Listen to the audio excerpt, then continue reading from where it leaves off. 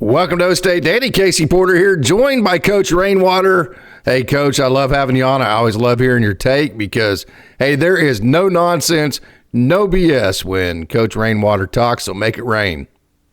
Yeah, I don't know if that's a compliment or a good thing, a bad thing. I don't know. But that's it's kind of how I roll. But yeah. So since the last podcast, a lot of movement and a lot of shakeup, and one of the things I said a couple of podcasts ago, I think you asked me, if I was in that situation, how would I handle it? And my response, paraphrasing a little bit, was, if you're going to go through a rebuilding, go through a rebuilding. It's not just the players. And I think I even used the term blow the thing up. You know what I mean? And looks like that's what's happening, is that there's going to be a complete turnover. And, it's the more it shapes out, the more it comes to fruition, the more excited I get, to be honest with you, because it looks like Coach Gundy's putting together a staff that's got some veteran guys, that's got a lot of experience, but on the other end, bringing in some guys that are young that can relate to college athletes today, and being a mixture of guys that have no tie to OSU, but also several guys that do have a tie to OSU. And so, kind of looking at it from a standpoint of bringing in some guys that's been in a lot of different places with a lot of different experience at a lot of different levels, but also trying to maybe not necessarily satisfy the fan base. I don't think that has anything to do with what the hiring process happens, but part of that fan base that talks about the loyal and true, and bringing back some OSU guys that are going to have a bigger attachment and to the program and have a vested interest, so to speak, I guess, a vested interest in wanting this program to get out of the rut and move in a different direction. So looks good to me. I'm excited about it and am happy to. The problem is you got to wait till August to see the results of it. So, but yeah, I think that it's moving in the right direction, and the fans have a lot of things to be excited about with what's happened over the last couple of weeks. So based on the situation, the condition at hand, the circumstances Coach Gundy was working underneath, give him a grade in terms of putting the staff together at the rate of pace he did. Yeah, it's hard to, you see stuff that come across social media or reports or things like that. It's hard to know what's accurate, what's not, because like we talked about last podcast, or some people like to jump out there and throw something out there, then it ends up not being true. But I would say that he's done a great job of,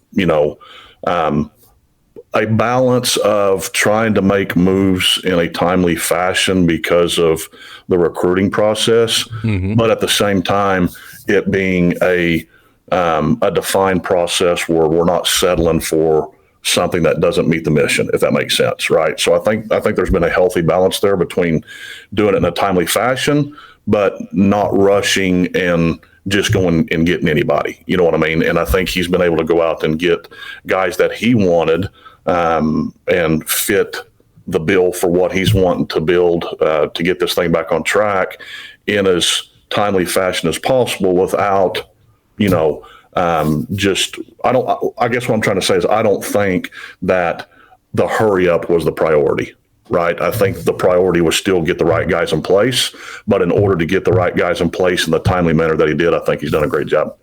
Yeah. So to just kind of address some of the narratives out there. So is this the best staff that you think Coach Gundy could put together, or is this the staff that he put together because he has maybe a narrative to send back to the people that held him accountable? Yeah, I don't have, I've heard some of that about, that Coach Gundy's got some narrative or agenda to, flip the middle finger at the fan base, so to speak, or whatever. Because I don't think that's the case at all, right? I don't think, talking about legacy, right? There's kind of two different ways to look at it, and there's one side of the coin where people talk about the true testament of how good you were as an administrator or the head of an organization is the success of that organization after you leave, right? Yeah, That if you left it in a healthy place and it continues to succeed and it continues to thrive and it continues to be a good program or a good company, whatever the case is, then that's a testament to the guy that left it in a healthy position, right? And the other side of the coin is that when somebody leaves, if it goes to crap, right, it was a testament to what they were doing as the head coach, right? And so whatever side of the fence that you fall on that really doesn't pertain necessarily to this situation. But I don't think for 1 second that Mike Gundy, right, as competitive as he's been as a human being for the 57 years that he's been on this earth, has any notion to leave his legacy as what it would be if he tried to tank the thing, right? It's the whole reason why he said at his press conference, right, that he wasn't going to retire this year, even if he was thinking about it or not. He wasn't going to retire this year and end his career and leave his legacy being 3-9 in the disaster this last football season was, right? And so I don't think that I think anybody that's, and it's just my personal opinion. It's not like I talked to Coach Gundy or ever talked to him, but just from somebody that's competitive and been in the athletic realm and been at the administrative level, which Coach Gundy's at the administrative level, whether people like it or not. There's no way on earth that I could see why he would try and tank this thing and leave it in a state of array to try and prove a point. So I think he wants to get this thing back on track. I think he wants to leave his legacy on OSU. We used to talk about a lot in public schools about bond issues, right? Mm-hmm. And that if you form a committee and you take them around to tour your campuses, and depending on how big your school district is, the last thing you want them to see, okay, is the message that you want to preach, right? In that, if you're trying to pass a bond issue, you take them to all the good areas first. Sure. Right. And the last thing you take them to is the worst areas, because what you saw last is going to be the lasting impression. Right. And that's going to help you convey the message of why new facilities are needed or things like that. Same way with this, right? The last thing that Mike Gundy wants people to remember about him and his legacy is the last year that he was head football coach, right? Or even the last 2 or 3 years. Last 2 or 3 years, right? And if he gets this thing turned around, like I think he's capable of doing, then this 3-9 record in this season isn't going to be as big a deal then as it is right now, right? Yeah. And so I truly believe, just from a competitive standpoint or athletic standpoint or a head of an organization or ego standpoint, whatever it is, right? Yeah. It's all going to be for the benefit of the athletes, the university, and the fan base, right? And he is not going to go out and bring in OSU alum, right, to try and get this thing back on track just for the sole purpose of trying to prove a point or tank it. I don't believe that for 1 second. Agreed. So here's kind of my hot take on it. So I know there's a narrative out there that, he's been the greatest coach. Matter of fact, Scott hit on it yesterday, and he's absolutely correct, that he's been the greatest coach in Oklahoma State history. But at the same time, he needs to own last year. Yeah. Those are both very true statements. Yeah. But in my opinion, no matter what the board, whatever instructions they gave, Chad, whatever instructions they gave President Schrum, whatever instructions were passed down to Coach Gundy, I don't see any universe out there to where they told him, you have to replace every single position coach, right? So I think every position coach getting changed, I think that's 100% a Gundy thing, and I think that right there tells you he owned last year. Yeah, and it goes back to what we've talked about several times on this podcast, in that Coach Gundy knew there was deficiencies there, right? And I've even said, going back to your point, that's why I said that. Going back to my point of, I feel like he knew there was deficiencies there before the season ever started, right? And he just didn't know how to fix them. I think he couldn't. I mean, you take exactly the point that we've made about how do you fire a guy 1 year after he was Big 12 Coach of the Year and was one win away from being in potentially in the college playoff. How do you fire him 1 year later for being 3-9 when there's no gross negligence of, mistreating player, whatever the case is, right? It's the same way with your offense and defensive coordinator. How do you go to the Big 12 championship game, and as soon as the Big 12 championship game is over or the bowl game is over, that you get rid of them because they're deficient? He was in a bad spot, right? Yes, it's right. Or even Alan Bowman. You can make that case for Alan Bowman. Here's a perfect example, right? If you've been in coaching for any length of period of time, especially baseball, right? There's always the kid that feels like he should be playing and he's not getting to play enough, right? And then you get a parent that gets mad and says, my kid should be playing, or they go to the athletic director, whatever the case is, right? And then, but in your heart and in your assistant coach's heart that kid can't get on the field, just can't. And then for whatever reason, in a big blowout game or something, you pinch hit this kid and he runs into one and hits a home run. Yeah, right. And you're like, holy crap, right? I think it's the same situation that transpired this year. Coach Gundy knew there was deficiencies there, but the turnaround that happened mid-season last year and making it to the Big 12 championship game, he was in a position where he couldn't make a change, right?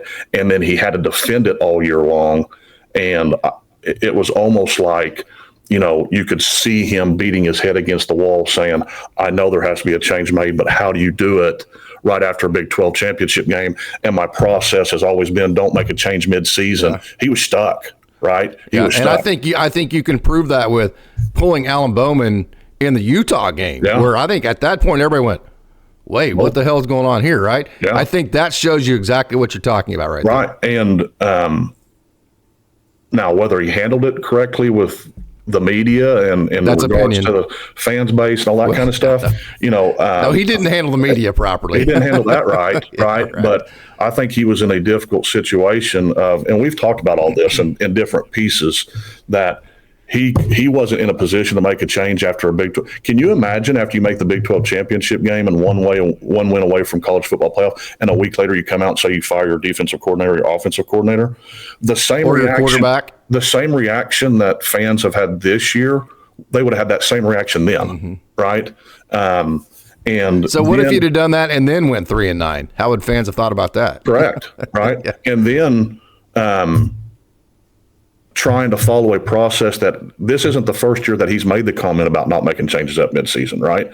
And him going through that process and probably at some point in time thinking, my process isn't any good for this situation, right? And so I've been very vocal about my stance on it. And the biggest problem I've had with how it was handled was it comes across perception-wise, or, that the individuals were put ahead of the program, right? That it was a bigger priority to protect the individual as opposed to make sure that the program was in a healthy state. All because of the things I just mentioned about the position he was in with his process and the way he likes to handle things, because I truly believe that Mike Gundy does care about his assistant coaches and the coaches and doesn't want to put them in a bind by getting rid of them mid-season or things like that, even though, making $1 million a year doesn't constitute being in a bind, if you ask me. But I think absolutely not, right? I think where my problem has been in this entire process from really the beginning of the season throughout is that the perception was coming off with the way he was handling it vocally, right, to media or about the fans. Well, and decision-making wise. It was coming across that we were putting individuals ahead of the program. And that's where you sometimes have to make a change in your process or your way of thinking, is that we've got ourselves in a situation now where our program and our institution is suffering, and I can no longer defend you, right? And I think you're seeing that now through action, not necessarily words, but I think you're seeing that through action, that there was probably a bigger problem than internally than most people knew, right? We've covered them. And I think you're seeing the product of that, is that, this is a total rebuild. And, with the way college athletics is now with the transfer portal and that sort of thing, that you can get it turned around quickly, right? It's not easy, but you can get it turned around quickly with the right guys in your program that have. You can definitely stabilize it very quickly. For sure. for sure. Yeah. You know, that doesn't mean you're going to go from, you Right. know, everybody needs to get off the Arizona State wagon, Yes, right? right. And those are rare things. Those are outliers. Those are outliers. There's the exception and there's the rule, right? Yes, right. So is Arizona State the exception or the rule? Well, they're the exception, right? Yeah. Yeah. Can you go from a 3-9 team to a 500 team next year? And people forget Arizona State did not even finish 2023 with a quarterback on their roster. Right. They were literally having to run like the running backs and all that and Wildcat because they didn't have a quarterback that was healthy on the roster. So there are a lot of outliers there. Right. And I heard you say this on another podcast too. And I think even maybe one that we talked on is that, you know, the product improving doesn't always mean a win. Right. No, that right. The product improving at OSU is to get back to an entertaining brand of football. Yes. Right. And an exciting brand of football. And to hang our hat in the same place that we've hung our hat for the last 20 years and having an explosive, dynamic offense. Yes. Right. You nailed that one. And that's that's to me 100%. that's Gundy progress. even said that himself. We got to get back to that. Right. To me, that's progress, right? Is that it's entertaining. People want to watch the game. They want to be in the seats or they want to have the TV on, and that we see some progress in the product on the field, right? Mm-hmm. Not progress at practice. Nobody cares about that, right? And that was kind of some of those things that irritate a lot of fans too. So, man, we practice really well. Well, then, what's the either you don't know what the hell you're seeing in practice, right? Or there's some kind of big disconnect, or you need to change your practice. Well, what's the definition of well? You know what I mean?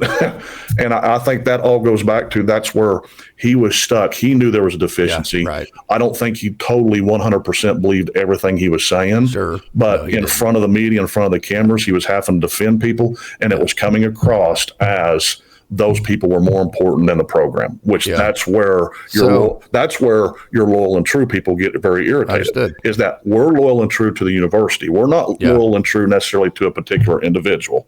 We're loyal and true to what's best for this institution and this program, right? And that's the difficult part of being the head coach or CEO or whatever you want to call it of the program, is sometimes you have to make difficult decisions that's negative for individuals in order to protect the entity 100%. as a whole. 100%. So let me push back with this and kind of get your thoughts as far as the mid-season type deal. So what if I were to say to you, if you wait till the end of the season, even if you change in mid-season, like what did OU get out of it? They're 6-6. They're going to a crappy bowl. It absolutely doesn't matter. Oklahoma State, even if you change coordinators in the middle of the season, there's almost zero chance they're going to make a bowl this year. Okay. Mm-hmm. So that's pushback number one. Mm-hmm. Number two is, if you do that, then you put yourself in a situation as a head coach where it makes it harder to hire assistant coaches because you're perceived as somebody who will throw a coach under the bus to give off a better perception for yourself. And number three, the third pushback would be, if I wait till the end of the season, I now have another month or so to vet all these guys and actually find a better candidate in the long run. What's your pushback to those three comments? Okay, so number one, making a change at midseason prevents the Board of Regents from getting involved. Correct. Right, because you show that you're willing. I'm going to keep saying it. Right, I wholeheartedly believe the reason why it went down the way it did was because whether it was the AD or the president or the Board of Regents, whoever it was that initiated it, but all three of those groups, right, the athletic office, the president's office, and the Board of Regents, I truly believe they got involved because they felt what I've been trying to say, and that the program was suffering while we were protecting individuals. We were putting people above the program, right? So you make a change at midseason, even if it goes against your philosophy and your way of doing things, right, and your process, you make that change for the perception that you're doing what's best for the university, not what's best for an individual, right? And so the pushback on that's my answer, is the reason why you make that change is to show that you're doing what's in the best interest of the university, right?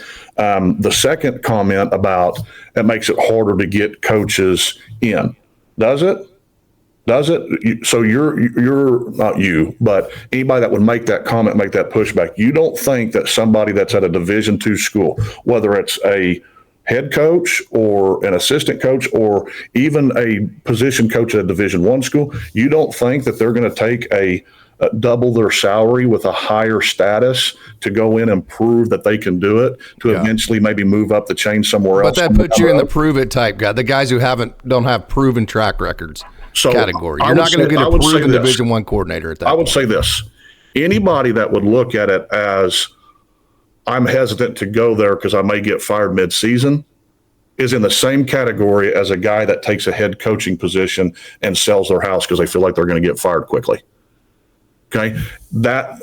What I'm saying is anybody that wouldn't take on the offensive coordinator role at OSU because Mike Gundy made a change, then we don't want you anyway. Right. I want somebody that's got the competitive fire that says, I don't care if he fires guys at mid-season because he's not going to have to fire me because I'm going to go in and make a change and I've got a quality product. I believe in my system. I believe in my philosophy. I believe in my foundation.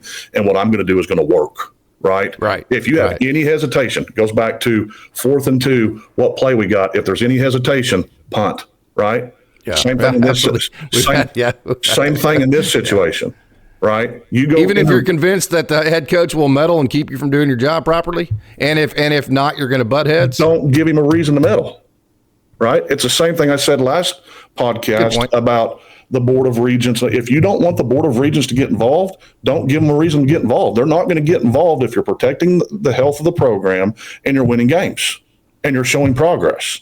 Same thing with an offensive coordinator. You know the reason why he left Holgerson alone and all those other guys? Because they had a product. Right? They were producing. There was no reason for him to get involved. Right? I'd say they collaborated. I'd say him and Holgerson collaborated quite a bit. That's fine. I think they butted heads but it was to a positive extent because they were both so good at that time. So point being is if I go interview somebody, right?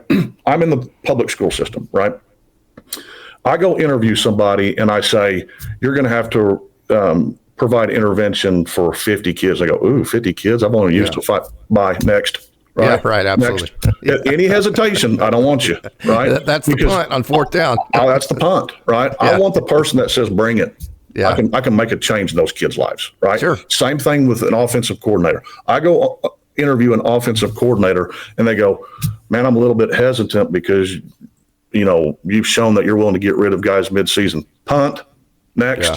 Right? Because you don't believe in your product. You don't have enough confidence. You don't have enough arrogance, cockiness, intestinal fortitude, whatever you want to call it. Yeah. Right? That you know that you're going to come in and make a difference. That's the guy. So how'd we end up with Doug Meacham then, would be my question.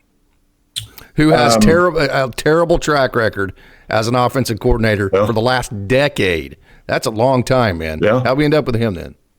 Yeah, I don't know.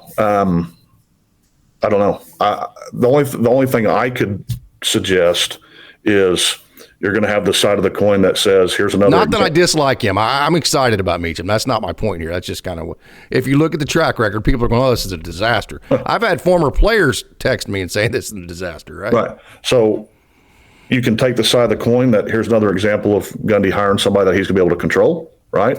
Yeah. Or Gundy hires a guy that's got the experience knowing that the guys he's bringing in as position coach is going to elevate that offensive coordinator, right? It goes back to what we talked about with Brian Nardo. One of the things that I feel like Brian Nardo wasn't treated fairly is that he wasn't able to bring in his own guys. Direct. Right? He wasn't able to bring in his own guys. From the start. Right? So is it any secret that Doug Meacham gets hired as the offensive coordinator and then position coaches get hired under the regime when Doug Meacham was here previously? Yep. Right. I don't remember exactly what years Doug Meacham was here.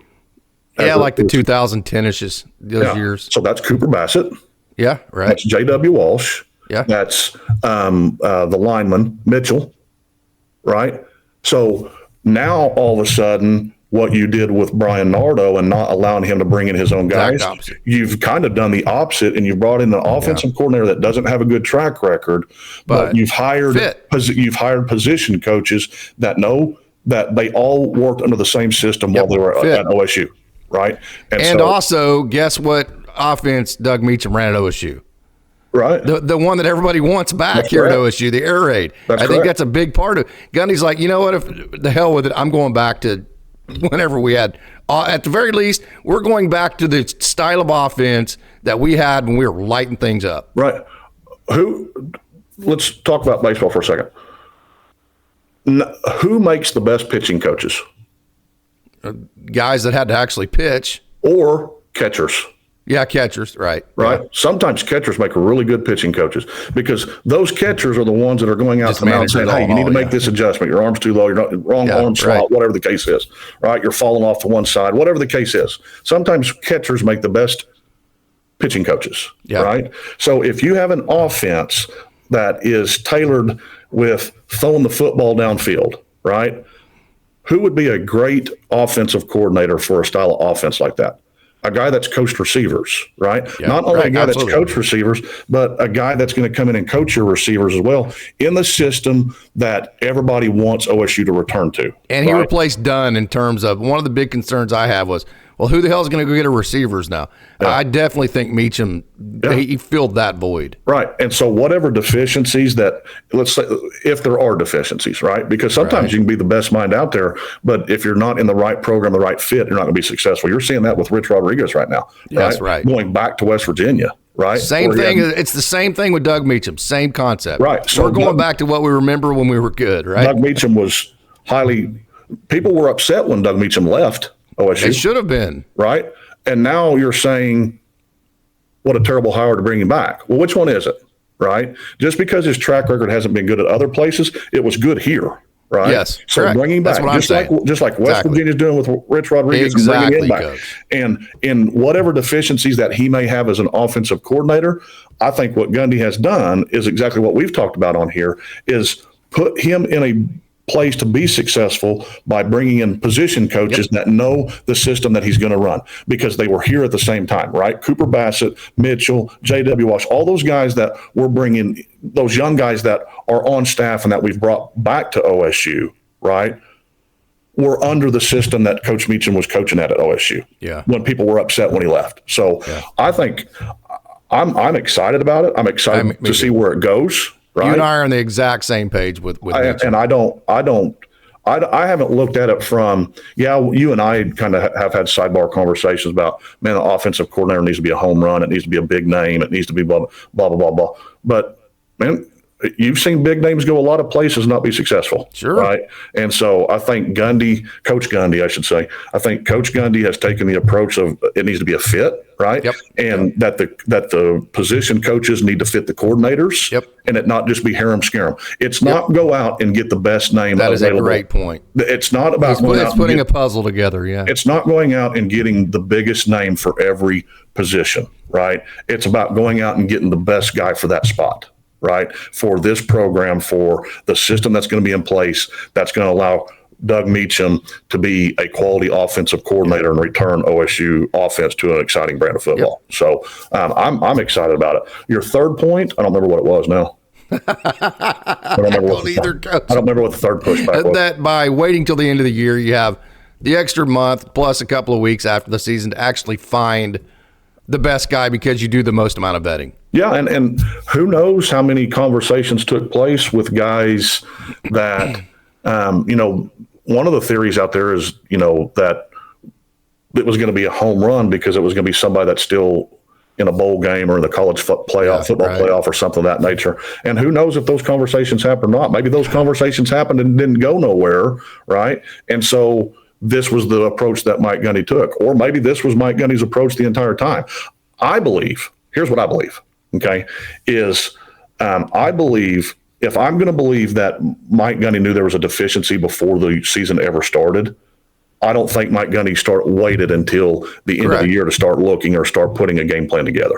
I think this has been a game plan that's been coming all season long, knowing this change was going to happen. He just wasn't going to do it midseason. Yeah. I think there's also very obvious why Nebraska snatched up Holgerson and signed him to a 2-year contract 100%. in 2 weeks before the season was over. 100%. Right. And so I'm excited about it. And I think that we're getting guys that fit. They may not be the biggest names. They may not have had a lot of success other places. They may have been at a lot of different places in short stints. But I'm excited to give this thing a chance and see what it produces, and excited to see some familiar names back in the program. Yeah, 100%. And then Grantham, I know there's a lot of criticism out there, but still, this is my comment on him. There's no way that you can continue to get hired by NFL teams, by SEC teams, if you're not a good coach. So whether the Florida thing worked out, I know he just got demoted as an analyst or whatever. He's still a good coach, right? Yeah. And then also kind of what you brought this point up, about a month ago, and you were 100% spot on.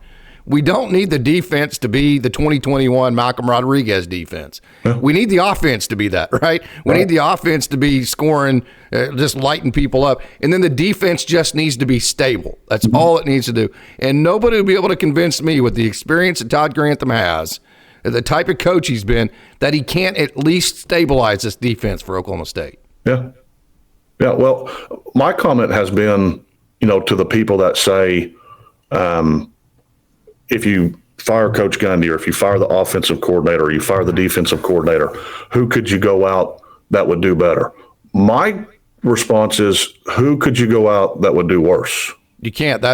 We couldn't. There's nowhere to go, Coach. There's nowhere to go but up, right? None. And so that takes the scary element out of it. Yeah, you don't coach for 30 years in Division I football and in the NFL and at places like Florida and Alabama, sure, and the NFL and all those kind of stuff, if you don't know what you're doing. Yeah. Right. Coach, I mean, like on a team, whenever you have a quarterback battle, who knows the most who should be playing are the players that are in the locker room, right? So the people who know whether a guy can coach or not are all the peers, right? And so if you continue to get hired and recommended by your peers, that's all I need to know. Right.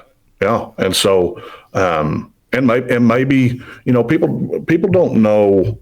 People like to look at things on a surface level and say, oh, I'm an expert and, and this is what happened. Those other places where he was there for 1 year may have been the exact reason why you went, right? He may have been hired on the contingent of, we just need you to come in and stabilize this because I know who I'm going to hire next year. So come in and get this thing stable, right? So that we don't lose recruits or we can keep our commitments, whatever the case is, and get this thing stabilized because the guy that I really want isn't available till next year. People don't know all those conversations, correct, right? Not to say they happen, but they might have. They might. We don't know. We don't know. There's all kinds of possibilities out there, right? Sure. And I just gave that you one. We don't know about. I just gave one example of how many times do you see that somebody gets hired as an offensive coordinator and signs a 2-year deal in week 10? Yeah. Right. With what Holgerson just did with Nebraska. Right. You don't see that very often. Right. Yeah. And this is a whole different era, this whole different climate of football than that we're accustomed to and that we've grown up watching and that sort of thing. So we don't know all the back stories. We don't know all the information behind closed doors. We don't know what has happened. But I will say this, and I'll say it again. I have adamantly preached on this podcast that a change had to happen. Yep, right? 100%. Make a change or you're going to be a change, right? And the other point I've tried to make is if you don't want people to think you're coaching it, stop allowing it to happen. That's been my 2 complaints all year long. At the same time, as vocal as I've been about not agreeing with Mike Gundy's process, I've also on the other side of the coin said, I still think Mike Gundy's the guy to get this thing turned around, right? And he has done exactly what I have. We've all asked. And he's went out and made a change. He's made a significant change. He's trying to change the perception, right, of him not caring about the program anymore. He put his house up for sale. All he's doing is collecting a paycheck. All this nonsense that you hear on social media. But they have a point because of the perception, right? He's allowing it to be that. He was allowing it to be that, which is why the perception was there. Then there's conflict between the head coach and the fan base, right? Correct. Now he's changing that perception and doing exactly what everybody has wanted, and that is make a change and a significant change. He got rid of 2 coordinators. He's got rid of, as far as I know, every position coach, right? They may stay on because of the added staff, but they're not going to be in the same position they were last year. Right. And the perception is changing about how Mike Gundy is viewing this program moving forward. And that's all I've asked is make a change. And, if it wasn't the right change, then make another change, right? Keep changing until you find the right fit to return OSU football back to an entertaining brand of football and get this thing back on track. And that doesn't mean that we're going to go from 3-9 to making the college football playoff, right? Correct. That means that we're going to be entertained and see progress with this team, right? Yep. And going out and getting the recruits that you've always been good with at OSU, right? But now we're 22 years old. But now have a year or two of experience. So all those things that we've talked about on previous podcasts, to me, looks like it's shaping up that way. And I'll be excited to see what product is put on the field come August. And also, if you don't like Coach Gundy's comments about the fans bitching and moaning and all about that, he's done everything he's been asked to do.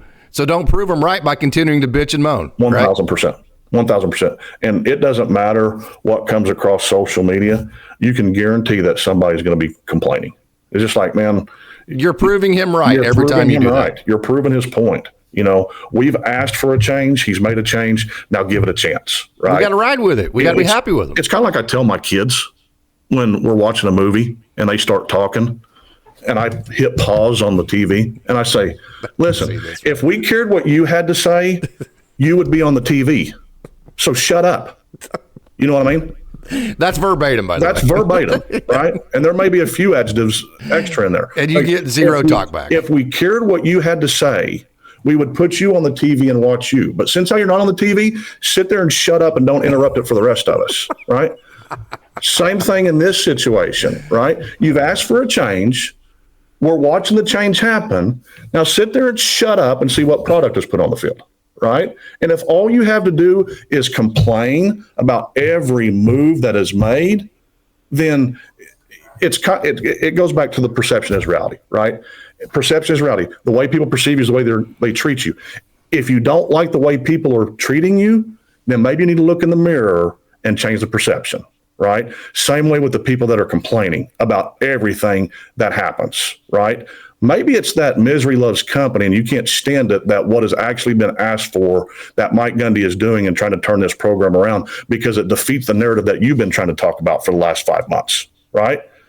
So if that's the case, sit there and shut up and don't run it for the rest of us, right? Because you're proving his point. Just like you said, you're proving his point that no matter what change is made or change that's not made, there's going to be people out there that just complain and complain and complain because they're the expert. If you were the expert, you'd be the one that was being required to make the change.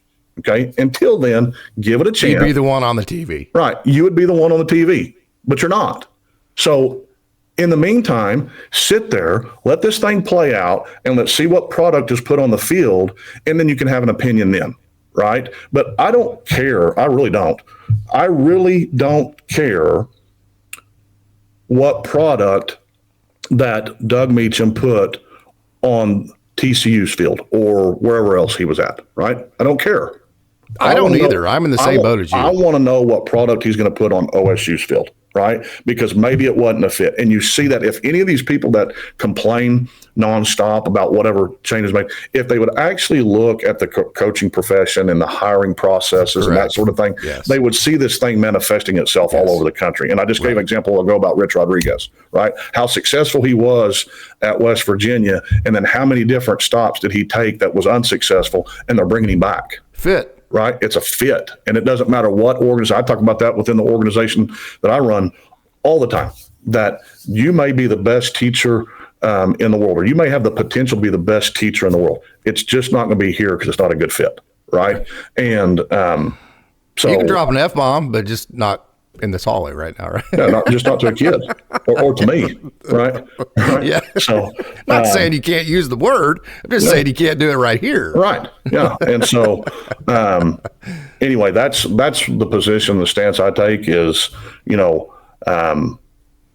everybody had their say throughout the season. Right. Everybody was voicing their opinion. I'm even the one that came on this podcast and say the way you can handle it is send emails to the AD and the and it president. And if there's no way they can ignore 30,000 emails a day. Right. And you're getting exactly what we asked for. And that is a change and an overhaul to this program, because it has been deficient. It has been, it hasn't been entertaining. It hasn't been exciting. There's been no progress. The things that were depressing. It's been depressing. The things that were being said in press conferences weren't manifesting on the field. You've had your say. We asked for massive change. I came on this podcast and say I'd blow the whole thing up. Nobody's safe, right? Nobody's safe. And that's exactly what we're getting. We're getting exactly what we asked for, right? And stop complaining. Right? Yep. Give it a chance. Let's see how this thing plays out. And if the product on the field next year isn't any better and there's no progress and it's not exciting and it looks lackadaisical and it looks like people don't care, then you have every right to start complaining again. But in the meantime, and advocating for more change. In the meantime, give the change that you asked for a chance, right? Give the change you asked for as a chance. Because going back to what we just said, if you were the one that people wanted to listen to, you'd be on the TV. But you're not. So shut up and give it a chance, and let's see what happens.